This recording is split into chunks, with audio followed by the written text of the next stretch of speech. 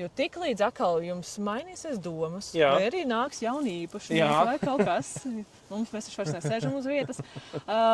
Viņi var pārdomāt kaut ko un grib atkal nosēdināt. Tad vismaz ir tā iespēja, ka, ja 10 centimetri zemāk mēs nosēdam, mēs vēl projām dabūjam to blīvumu, un mums nav pliki resmu stumbri. Nu labi, bet ja viņas mums vēl nav tādas, viņas mums ir atsevišķas, viņas aug, kā par viņām parūpēties? Ļaut vienkārši laist brīvā dabā vai tomēr piegriezt mazliet? Tas, ko es ieteiktu, kā es darītu savā īpašumā, ja es esmu iestādījis standartu 1,50 m augstuma tuiņas, un mans mērķis ir 2 metri viņām. Es jau nogrieztu galotnīcu. Ar šķērītēm paņemtu un visām nogrieztu galotnīcas, lai viņas sāk cerot vienkārši. Cik daudz? Es paņemtu tos pašus kaut vai pēdējo pieaugumu nost. Pēdējo pieaugumu? Jā. Okay.